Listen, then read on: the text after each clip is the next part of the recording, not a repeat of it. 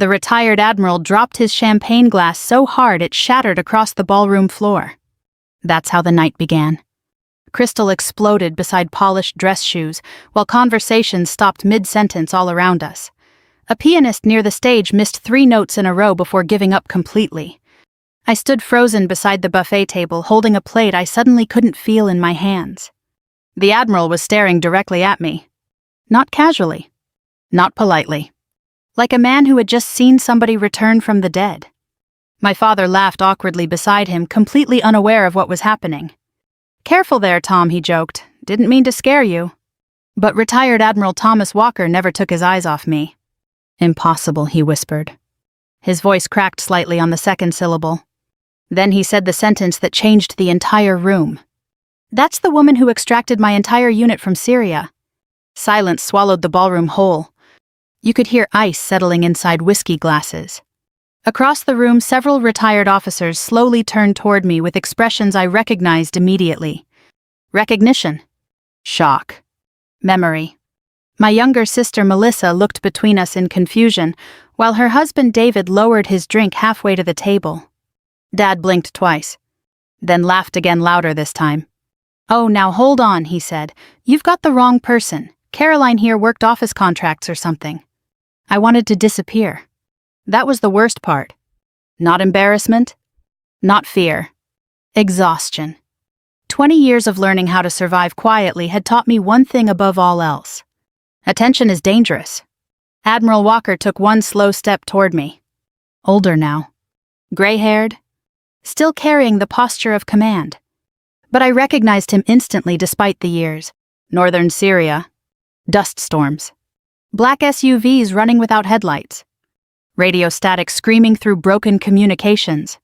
Men trapped behind shifting front lines while Washington debated liability. He looked at me carefully, almost emotionally. "My God," he said softly, "you're alive." That sentence hit harder than the recognition itself.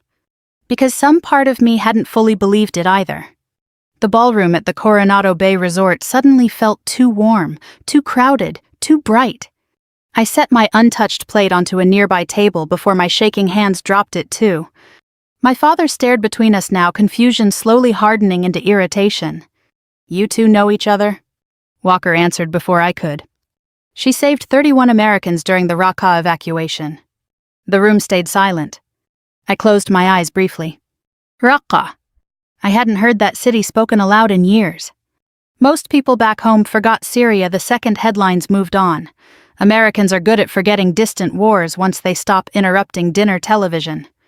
But some of us never left those places completely. "Admiral," I said quietly, "that was a long time ago." His expression changed slightly. Not pity. Something worse. Respect. "You carried one of my wounded operators across half a mile of open road under sniper fire." Dad laughed nervously again. Now I know there's some misunderstanding here. But nobody else was laughing anymore. Because military people understand tone.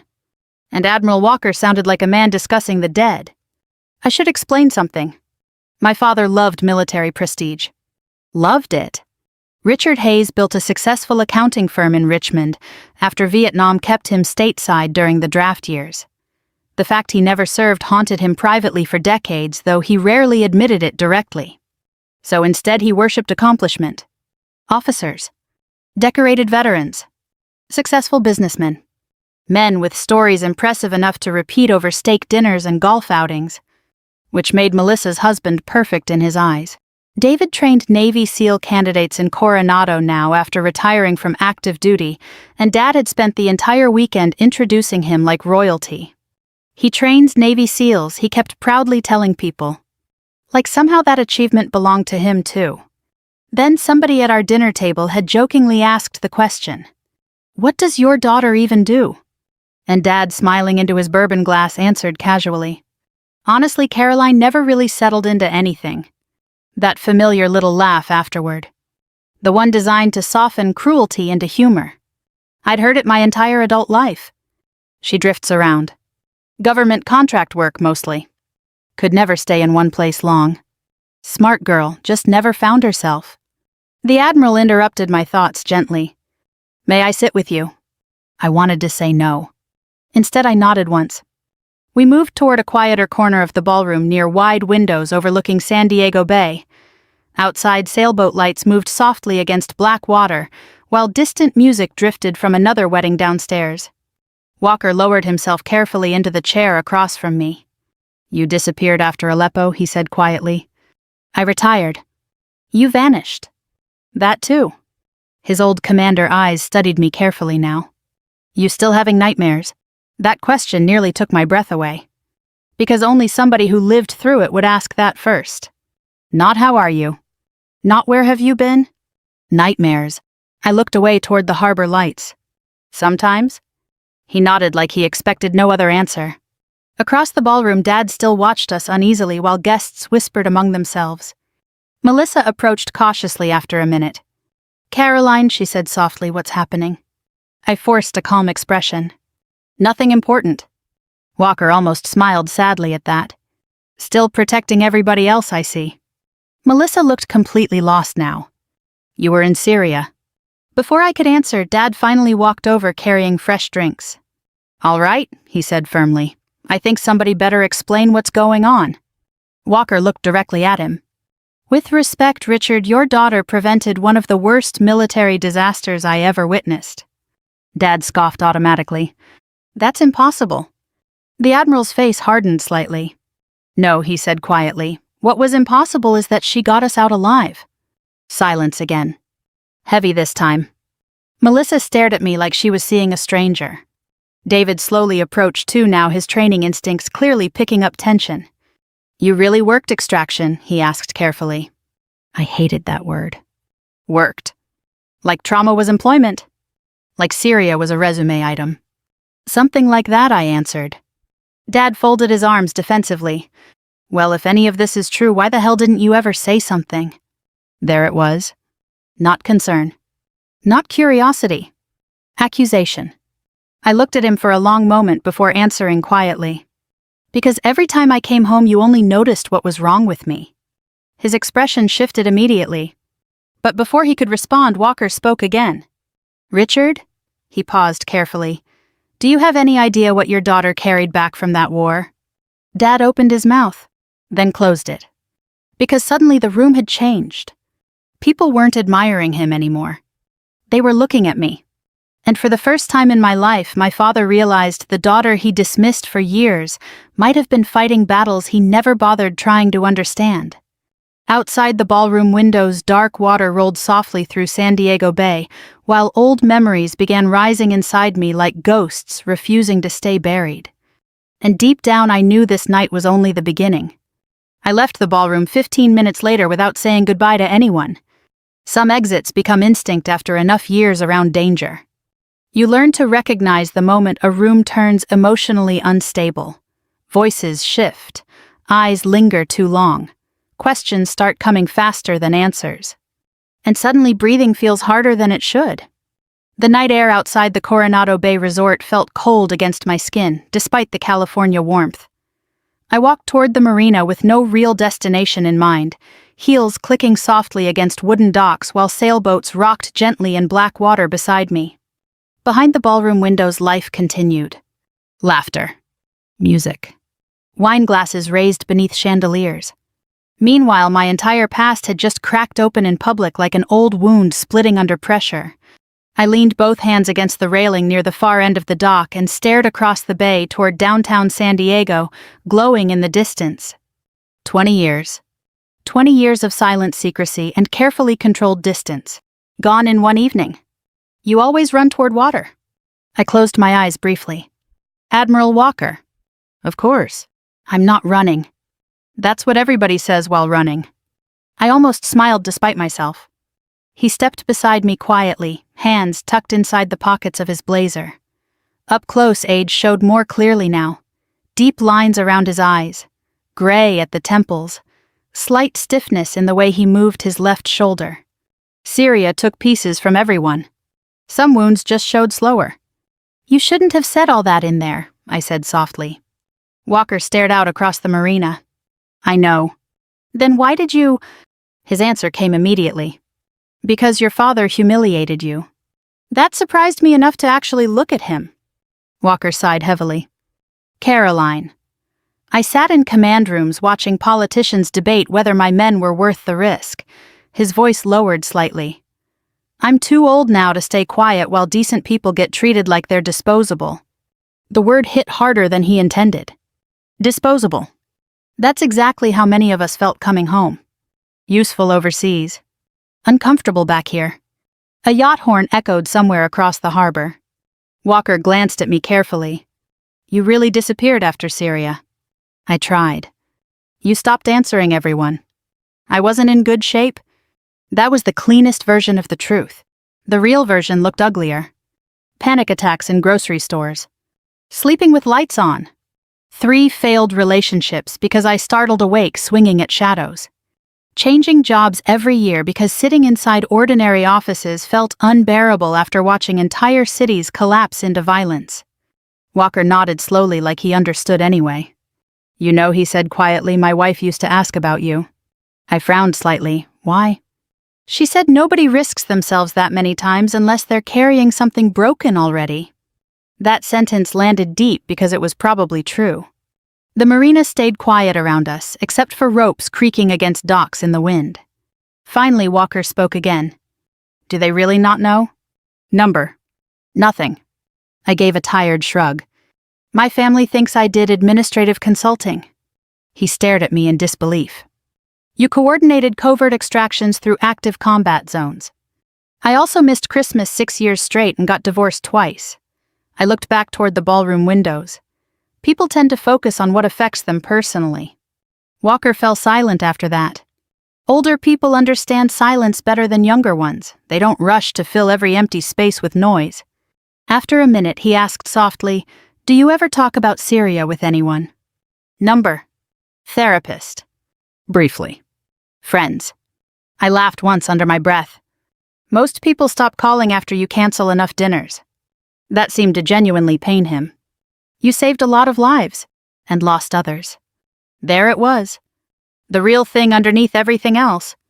Survivor's guilt. The permanent roommate nobody sees. Walker rubbed a hand slowly across his jaw. You remember Sergeant Miller? I stiffened immediately. Yes. His daughter just graduated nursing school. I looked away fast toward the water. Sergeant Ben Miller. 41 years old. Minnesota National Guard attached to Special Operations support during the Syria evacuation. Funny. Loved old country music. Carried photos of twin daughters inside his vest. Dead 37 feet away from me after mortar fire hit our convoy route outside Raqqa. Walker's voice softened. You blamed yourself for that. I changed the route. You changed it because the original road was compromised. He still died. The Admiral looked at me carefully. That's war. No, I answered quietly. That's leadership. We stood there silently afterward while cold wind moved through the marina. Eventually, footsteps approached behind us. Dad. Even before turning around, I knew by the rhythm alone. Richard Hayes always walked like a man late for a meeting. He stopped several feet away awkwardly. I figured you might be out here. Neither Walker nor I answered immediately. Dad looked uncomfortable standing on the dock in his expensive blazer and polished loafers, like somebody accidentally dropped him into another life entirely. Finally, he cleared his throat. Mind if I talk to my daughter?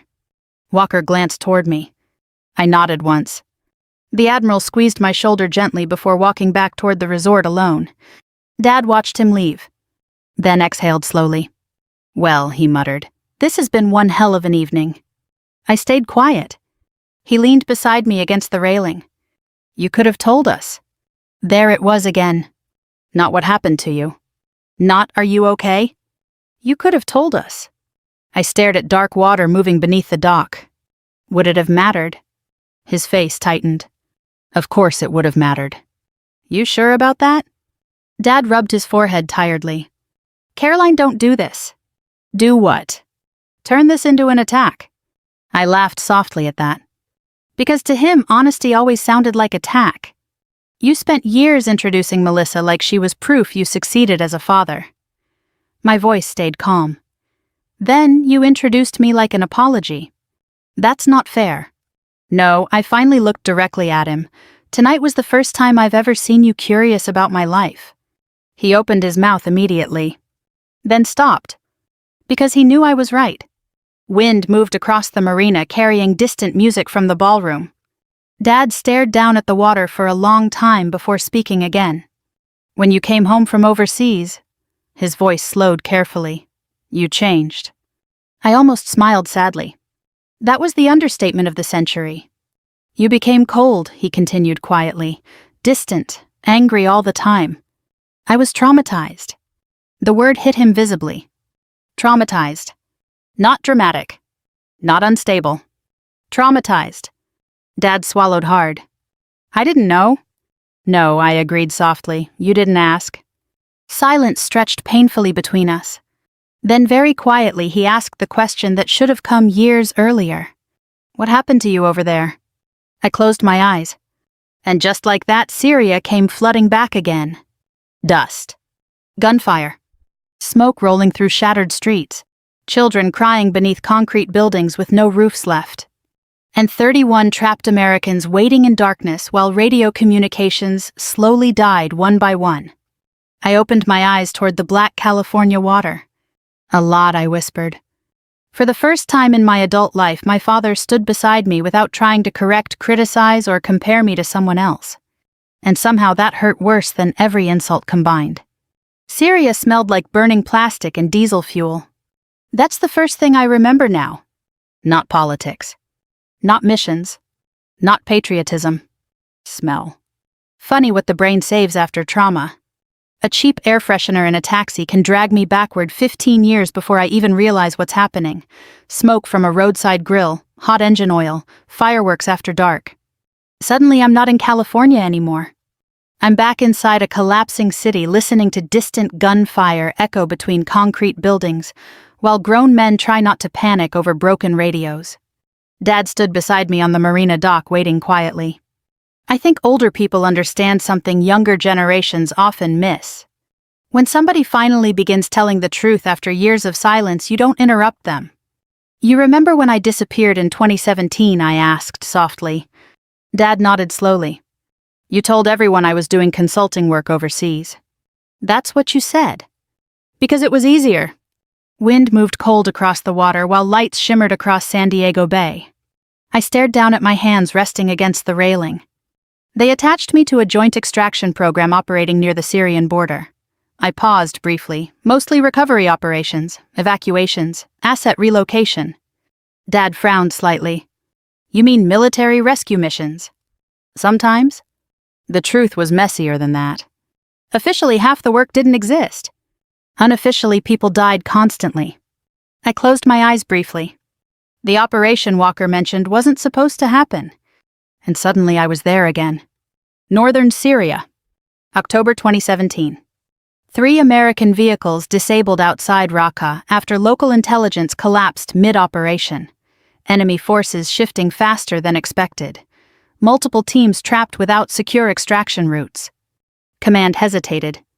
Too dangerous. Too politically sensitive. Too expensive. War always becomes accounting eventually.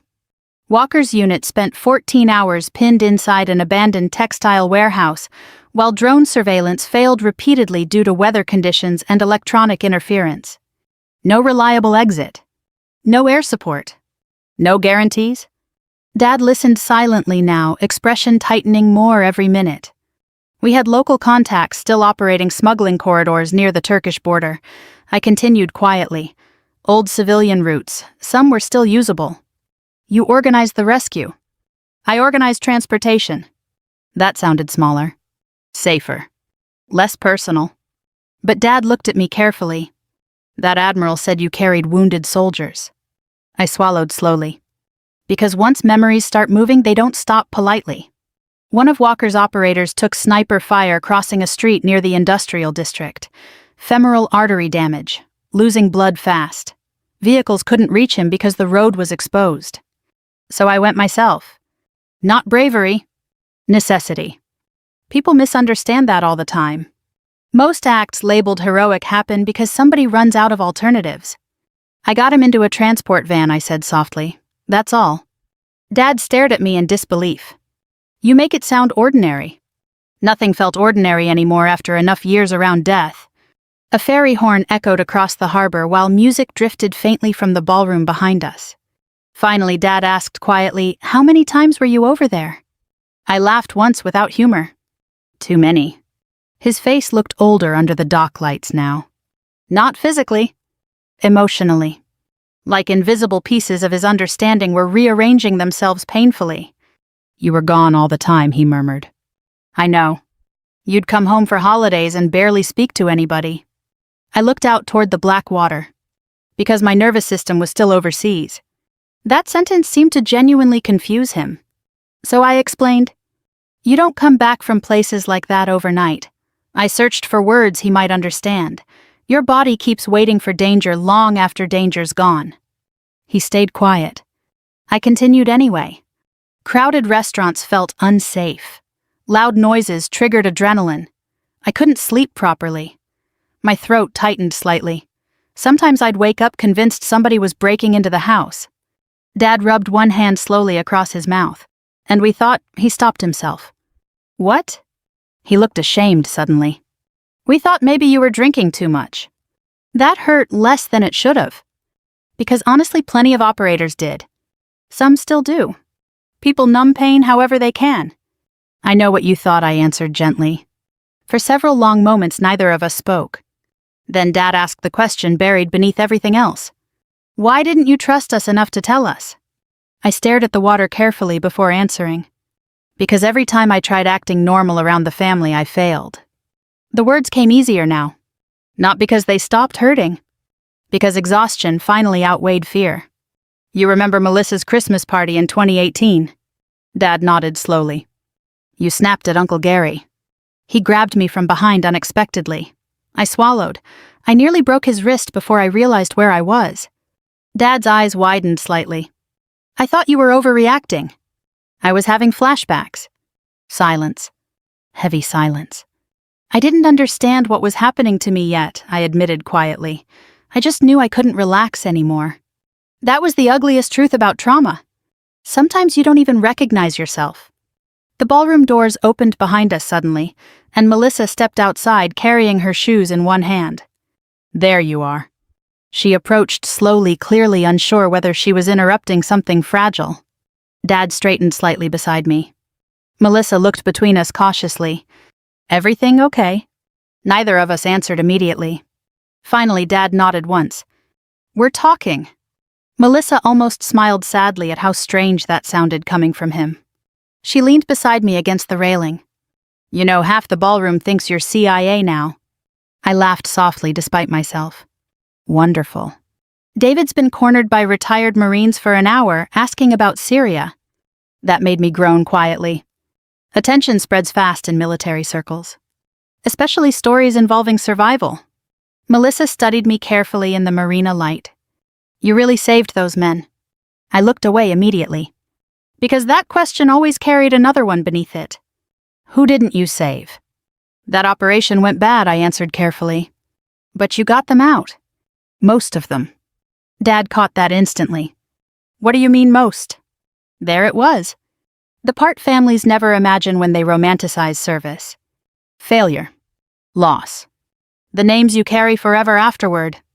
I closed my eyes briefly. Sergeant Miller died during the extraction. Melissa's face fell immediately. Dad looked physically stricken. "How?" "Mortar strike." The words still tasted metallic after all these years. "He had daughters," I added quietly. "Twin girls." Nobody spoke. Somewhere inside the ballroom, people laughed loudly over wedding stories and old military jokes, while outside on the dock, 3 members of the same family stood facing the reality that war doesn't end just because somebody makes it home alive. Melissa finally touched my arm gently. "You carried all this by yourself." I almost answered automatically. That's what trained people do. Minimize. Deflect. Endure quietly. But tonight, honesty kept forcing its way loose. "Yes," I whispered. Dad looked down toward the dark water for a very long time. And when he finally spoke again, his voice sounded smaller somehow. "My God, Caroline. Not judgment. Not criticism. Just grief. Because for the first time, my father was beginning to understand that the daughter he called unstable had actually come home carrying ghosts too heavy for most people to survive gracefully. The following evening, Admiral Walker invited several guests to a private dinner overlooking the bay. I almost didn't go. Honestly, after the scene at the gala, disappearing back to Virginia sounded a whole lot easier than sitting through another room full of military stories and awkward attention. But Melissa knocked on my hotel door around 6 carrying 2 coffees and wearing the same expression she used to have when we were girls, trying to convince Dad not to cancel summer vacations after bad weeks at work. "Please come," she said softly. "People aren't talking about you like gossip anymore." "That's supposed to help." She smiled sadly.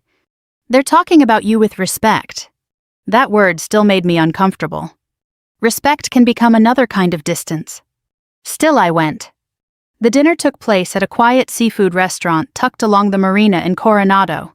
Nothing flashy. Dark wood walls, framed Navy photographs, old Frank Sinatra songs drifting softly through hidden speakers while sailboats rocked outside beneath yellow dock lights. The crowd skewed older. Retired officers. Military spouses. A few gray-haired veterans walking carefully with canes and old injuries. The kind of Americans who speak slower now because life already taught them what matters. Dad stayed unusually quiet during the drive over. No boasting. No forced jokes. Just silence. And honestly, that worried me more. Walker greeted us warmly near the entrance. The moment he saw me, his expression shifted again into something halfway between relief and disbelief. "You came." Melissa threatened emotional manipulation. That sounds effective. For the first time all weekend, I saw him genuinely smile. Inside dinner unfolded politely at first. Crab cakes. Wine. Stories about retirement communities and grandchildren and bad knees from military service decades earlier. Normal aging American conversations. The kind people earn after surviving enough life. I relaxed slightly after the first hour. Then Dad ruined it. Not intentionally. That almost made it worse. One of the retired colonels asked whether I still worked in government contracting. Before I could answer, Dad gave that familiar little laugh again. "You know, Caroline," he said casually, "she never stays anywhere very long." There it was. The old version of me. The unstable daughter. The difficult one. I felt my stomach tighten immediately. Melissa closed her eyes briefly beside him like she already knew damage was coming. Dad kept talking unaware. "She's always been restless, smart as a whip, but..." He shrugged lightly. "Could never really settle into ordinary life." Silence spread slowly across the table. Not dramatic silence. Disappointed silence. Walker set his wine glass down carefully. "Richard," he said quietly with respect, "ordinary life stopped being an option for your daughter a long time ago." Dad blinked. "I didn't mean anything by it." "I know," Walker answered. "That's the problem." The table went still. Every older veteran there recognized tension instantly. Military people develop radar for emotional explosions because they spend years preventing them. Dad straightened slightly. "Well, I'm sorry if I embarrassed anyone." Walker's eyes hardened. "You embarrassed her. I wanted to stop this immediately. The last thing I needed was public defense. I'd spent years surviving without anybody protecting me emotionally. Suddenly receiving it now felt almost unbearable. Admiral." But Walker continued. "Do you know what your daughter did during the Raqqa extraction?" Dad's jaw tightened immediately. "We've already heard the story." "No," Walker said firmly. "You heard headlines, you didn't hear the truth." The restaurant had grown quieter around us now. Even nearby tables were beginning to notice. Walker looked directly at my father. My unit was trapped for 14 hours in a dead communication zone, while command debated whether recovering us was worth the political fallout. Dad shifted uncomfortably. Walker continued calmly. 3 rescue attempts failed before Caroline arrived. I stared down at my untouched food. "Please stop. Please." But older men who carried survivor's guilt rarely stop once truth starts moving. She crossed hostile checkpoints using civilian transport routes nobody else was willing to risk. Walker's voice roughened slightly.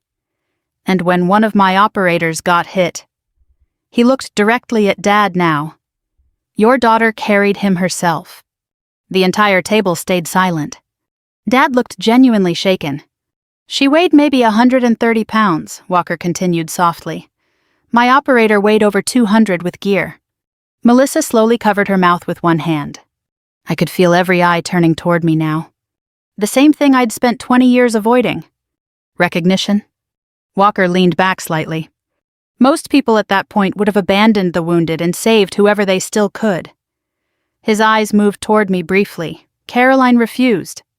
Dad looked at me differently now. Not proudly. Confused.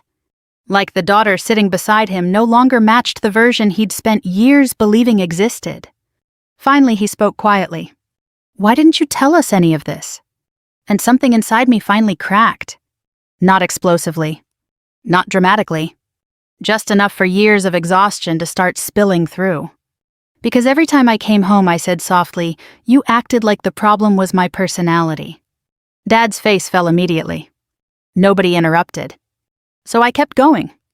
"You told people I was unstable." "Caroline." "You compared me to Melissa constantly." "I was worried about you." "No," I answered firmly. "You were embarrassed by me." The words landed like stones in water. Heavy. Final. Dad stared down at the tablecloth. I continued quietly now because anger had finally burned itself into sadness. "You saw panic attacks and called me difficult." My throat tightened painfully. "You saw insomnia and called me irresponsible. You saw trauma and decided I just couldn't adjust to adulthood." Melissa started crying silently beside me. I looked toward her immediately. "That's not your fault." But she shook her head. "Yes, it is." "Number?"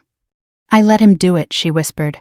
"I let everybody think you were selfish because it was easier than asking why you changed." That hurt worse somehow. Because Melissa wasn't cruel. Just comfortable. And comfort makes people ignore pain sitting right beside them. Walker spoke quietly into the silence. "There are men alive today because Caroline chose not to leave them behind." Then another voice surprised me. An older Marine sitting farther down the table cleared his throat. My son was attached to support logistics during that operation. I looked up slowly. The man's eyes filled with emotion. He came home, his voice cracked, because of that extraction. The restaurant stayed completely silent now except for soft Sinatra music drifting through speakers overhead. Dad suddenly looked older than I'd ever seen him. Not physically. Spiritually. Like some terrible realization was finally settling into place. "You came home broken," he whispered toward me. I swallowed hard. "Yes, and I punished you for it." Nobody moved. Nobody rescued him from that truth. Because there are moments in life when pain finally deserves to be seen clearly. Dad rubbed trembling hands together slowly. "My God." I stared out toward the marina windows, where sailboat lights drifted across black water beyond the glass. And for the first time in my life, my father was finally seeing me not as a disappointment, but as a wounded human being who'd been drowning quietly right in front of him for years. After the dinner ended, I sat alone in the hotel parking garage for almost 40 minutes without starting the car. The engine stayed off. The radio stayed silent. I just sat there staring through the windshield while old memories moved through me like weather fronts rolling across dark water. People think revenge feels satisfying. Sharp. Victorious. But the truth is, when someone finally realizes how badly they failed you, the feeling isn't triumph. It's grief. Because part of you mourns all the years that understanding arrived too late to save. My phone buzzed around midnight. "Dad." I almost ignored it. Instead, I answered quietly, "What?" Long silence. Then his voice. "Can I come up?" I closed my eyes briefly. "I'm tired." "I know." Another silence. He exhaled shakily, "Please." 20 minutes later, he sat across from me inside my hotel room, holding untouched coffee from the lobby downstairs. No blazer now. No polished businessman confidence. Just a 73-year-old man suddenly forced to confront the possibility that he misunderstood his own daughter for most of her life. Rain tapped softly against the balcony windows while San Diego traffic hummed far below. Dad stared into his coffee cup. I keep replaying things. I leaned back quietly in the chair across from him. "What things?" All of it. His voice sounded rougher than normal tonight. Christmases? Family dinners? The way you used to leave early? He swallowed hard. I thought you were angry at us. I was. He nodded slowly. But now I think maybe you were hurting. That word nearly broke something inside me. Hurting. Not dramatic. Not unstable. Not difficult. Just hurting. I looked away toward the rain. You know what the worst part was? I asked quietly. Dad shook his head. I kept hoping somebody would notice. His face tightened instantly. Notice what? That I wasn't okay. The room fell silent again except for rain against glass. Finally, I continued. You remember Melissa's second wedding anniversary party? He nodded carefully. I disappeared halfway through because fireworks started outside. I stared down at my hands. I locked myself in your bathroom, shaking so hard I could barely breathe. Dad looked physically ill now. I thought you were being rude. I know. Another silence. Then he whispered something that sounded almost childlike in its regret. I didn't know. And for the first time in years, I actually believed him. That was the tragedy of it. Not cruelty. Blindness. My father grew up in a generation where emotional pain got hidden beneath work schedules, church attendance, and bourbon after dinner. Men his age survived by compartmentalizing everything, until eventually they lost the ability to recognize suffering unless blood was physically visible. He wasn't heartless, just emotionally uneducated. And unfortunately, that damage spreads through families like inherited debt. Dad rubbed both hands slowly across his face.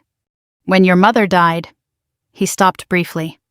I thought if I kept moving forward, the girls would too. I stayed quiet. She was the emotional center of everything. His voice cracked slightly now.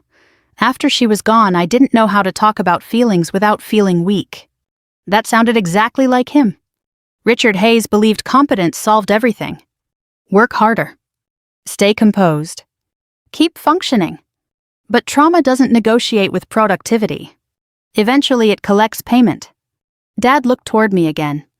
So when you came home different every time? He shook his head slowly. I kept treating it like a behavior problem instead of pain. I swallowed carefully. You compared me to Melissa constantly. His face twisted immediately. I know. She got married, had kids, stayed close to home. I laughed softly without humor. Meanwhile, I couldn't survive grocery stores some days. Dad looked down. You scared me. That answer surprised me. What? You disappeared into places nobody could talk about. Then you'd come home colder every year. He rubbed trembling fingers together. I thought if I pushed you harder, maybe you'd snap out of it somehow. That hurt because it sounded painfully believable. Older generations often mistake pressure for motivation, especially fathers. I wasn't lazy, Dad. I know that now. The rain outside thickened briefly. For several long moments, neither of us spoke. Then he asked quietly, how bad did it get? I stared toward the dark hotel window. There are questions veterans usually avoid answering honestly because civilians don't know where to place the truth afterward. But tonight felt different. So I answered. There were months I didn't want to wake up anymore. Dad inhaled sharply. I'm not saying I wanted to die, I clarified softly. I just got tired of carrying everything. His eyes filled immediately. You went through that alone? Yes. Why didn't you call me? The sadness in his voice almost undid me completely. Because underneath all the damage, part of me had wanted exactly that for years. A father. Not a critic. Not a judge. Just a father. I didn't think you'd understand. He nodded slowly, like accepting a sentence handed down in court. You were probably right. That honesty mattered. More than defense would have. Dad stood suddenly and walked toward the balcony window, hands shoved deep into his pockets. I used to brag about other people's children constantly, he admitted quietly. Doctors, lawyers, military officers. He shook his head bitterly. Meanwhile, my own daughter was surviving things I couldn't even imagine. I watched his shoulders rise and fall slowly. When Admiral Walker looked at you, Dad paused. I realized he knew parts of you I never bothered learning. Neither of us moved. Then finally he turned toward me again. I'm sorry, Caroline. Not polished. Not rehearsed? Just broken. I'm sorry I made home feel like another battlefield. Emotion closed hard around my throat. Because that was exactly what it had felt like. For years. A place where I constantly defended myself instead of resting. Dad stepped closer slowly. I can't undo what I missed. His voice trembled openly now, but if there's still time, I'd like to know my daughter before one of us dies. That sentence hit with the quiet force only older people truly understand. Because after 60, 70, 80, time stops feeling theoretical. I stood slowly. For a second, neither of us moved. Then I hugged him. Not because everything was healed.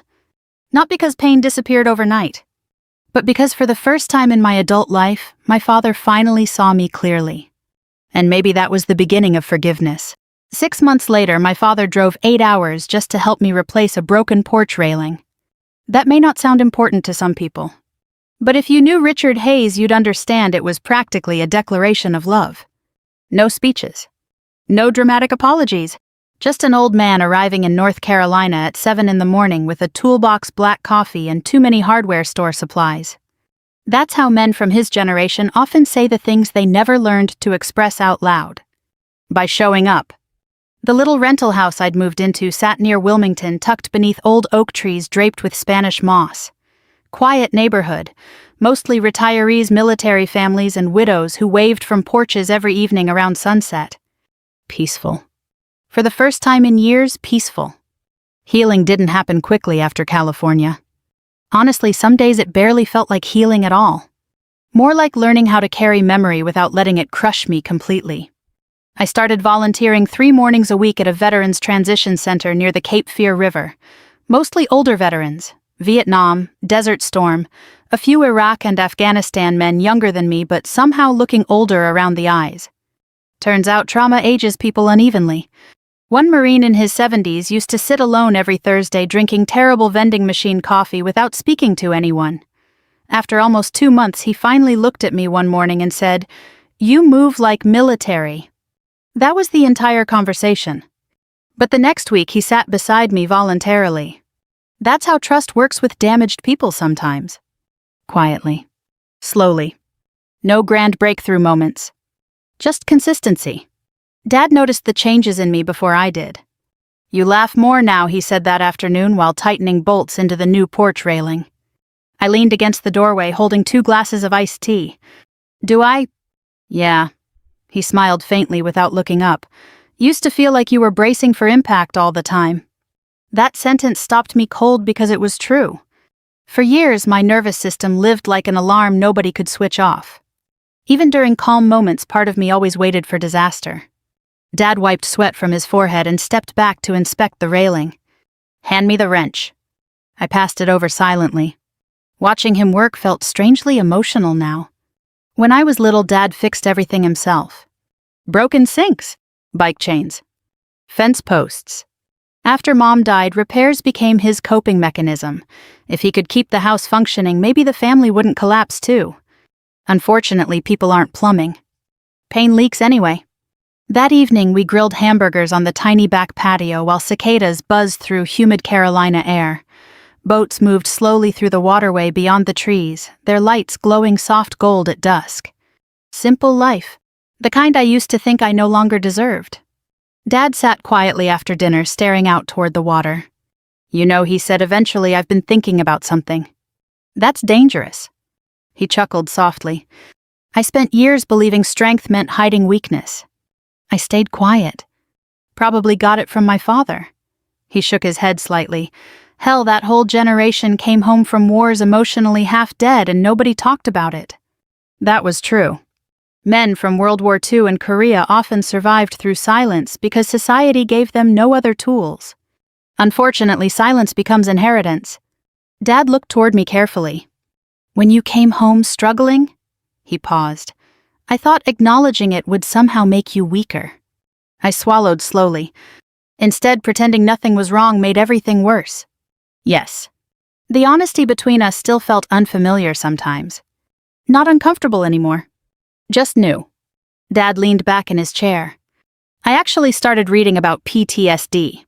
That surprised me enough to laugh." You. I know, shocking. What did you learn? He looked down at his hands. That a lot of traumatized people isolate because they're trying to protect others from themselves. Emotion tightened quietly in my chest. Because that was exactly what I'd done for years. Not avoiding family out of hatred. Out of fear. Fear of snapping at people, fear of ruining holidays, fear of bringing darkness into rooms that felt safe before I entered them. Dad exhaled slowly. I wish I'd understood earlier. Part of growing older is realizing regret never fully disappears. You just learn to live beside it more gently. A week later, Melissa visited with her 2 kids. Watching my sister move around my little house barefoot while her children chased fireflies across the yard healed something inside me I hadn't even realized was broken. For years I kept distance because I believed I no longer fit inside ordinary family life. Now I understood something different. Trauma may change people, but it doesn't disqualify them from love. Late that night after the kids fell asleep, Melissa and I sat on the porch swing listening to frogs near the water. I used to envy you, she admitted quietly. I blinked. You envied me. You got to escape. That stunned me. Melissa smiled sadly into the darkness. Dad put all his expectations onto me after you left. She tucked a blanket tighter around her shoulders. Perfect marriage, perfect kids, perfect life. Her voice softened. I spent years terrified of disappointing him too. That hit hard because I'd never seen her burden clearly either. Families misunderstand each other in every direction sometimes. I'm sorry, I whispered. She shook her head gently. We were both trying to survive him in different ways. The porch swing creaked softly while warm southern air moved through the trees. Then Melissa looked at me carefully. You know what changed him most. What? The shame. I frowned slightly. She continued quietly. Not because you were impressive, because he realized you were suffering and he missed it completely. I stared out into the darkness beyond the yard. Maybe that was true. Maybe the deepest pain parents feel isn't failure itself, but realizing they misunderstood their own child while there was still time to do better. The next morning, Dad prepared to drive back to Virginia. Before leaving, he hesitated beside his truck awkwardly. Then he reached into the cab and handed me something. An old framed photograph. Mom standing between Melissa and me at Virginia Beach when we were children. I stared at it silently. You should have it, he said softly. Emotion rose unexpectedly in my throat. Thank you. Dad nodded once. Then after a small pause, he added quietly, I'm proud of the woman you became, Caroline. His eyes filled slightly, not because of Syria, because you survived it, and still chose kindness afterward. That one nearly broke me. Because after everything, kindness was the part I fought hardest to keep. He hugged me tightly before climbing into the truck. I stood in the driveway watching him disappear down the quiet Carolina road beneath giant oak trees. And for the first time in decades, home no longer felt like a place I had to survive. It finally felt like somewhere I belonged again. If this story touched you, maybe take a moment to think about someone in your own life who might be carrying pain silently. Sometimes the strongest people are the ones struggling hardest behind closed doors. And sometimes one honest conversation can heal wounds that pride protected for years. Thank you for listening, for reflecting, and for spending this time with me.